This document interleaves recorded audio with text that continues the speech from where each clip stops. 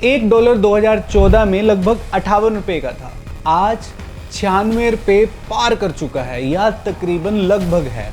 लेकिन तब मोदी जी कुछ ऐसा कह रहे थे, जरा सुनकर जाइए। नहीं होता मित्रों, मैं शासन में बैठा हूं, मुझे मालूम है इस प्रकार से रुपया इतनी तेजी से गिर नहीं सकता। अरे नेपाल का रुपया नहीं गिरता है, बांग्लादेश की करेंसी नहीं गिरती है, पाकिस्तान की करेंसी नहीं गिरती, श्रीलंका की करेंसी नहीं गिरती। क्या कारण है हिंदुस्तान का रुपया पतला होता जा रहा है? नरेंद्र मोदी जी पीएम बनने से पहले सरकार से सवाल कर रहे थे और कह रहे थे रुपये का गिरना सिर्फ इकोनॉमिक्स नहीं है, सरकार की राजनीति और ईमानदारी का सवाल है। और ये बात उन्होंने खुद कही थी। और मैंने साफ बात की, ये सिर्फ आर्थिक कारणों से नहीं हुआ है, ये आपकी भ्रष्ट राजनीति जो चली है दिल्ली से, उसका इसके अंदर बहुत बड़ा रोल है। ये सिर्फ आर्थिक कारणों से नहीं हुआ, इस लाइन को थोड़ा याद रखना, आगे ये लाइन काम आएगी।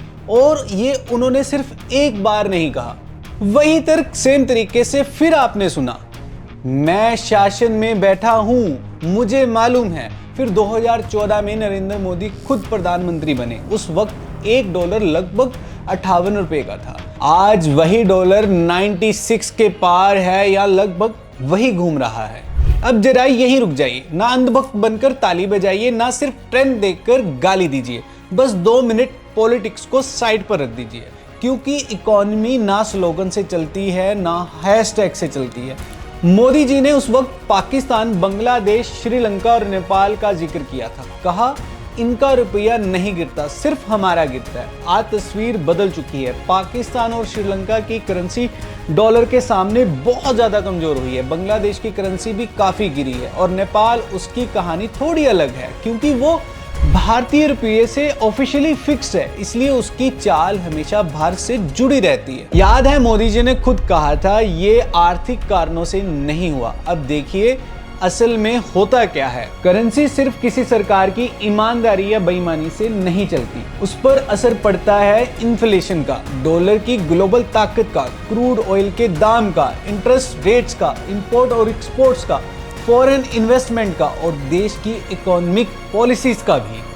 ये बात 2012 में भी सच थी और आज भी उतनी ही सच है। तो सवाल ये उठता है, 2012 में जब रुपया गिर रहा था, क्या पूरी कहानी सिर्फ भ्रष्टाचार पर थी?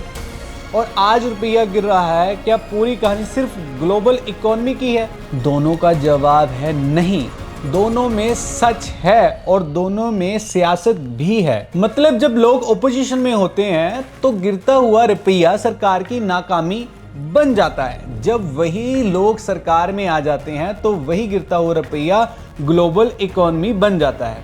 सच इन दोनों के बीच में है। इसलिए आज अगर कोई सिर्फ एक नंबर दिखाकर आपको डरा रहा है या सिर्फ ग्लोबल फैक्टर्स बोलकर हर सवाल खत्म कर रहा है, तो शायद वो पूरी तस्वीर नहीं दिखा रहा।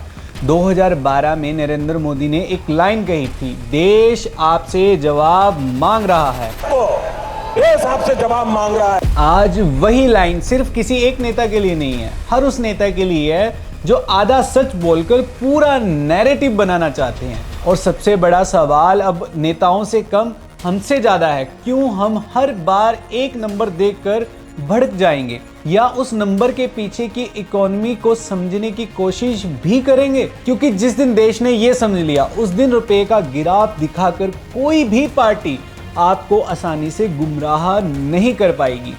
यही इस वीडियो का मकसद है। लेकिन एक सवाल अभी बाकी है। इस वीडियो में हमने समझा रुपया किसी एक सरकार की ईमानदारी से नहीं गिरता, तो फिर असल में इस देश की इकोनॉमी के साथ हो क्या रहा है?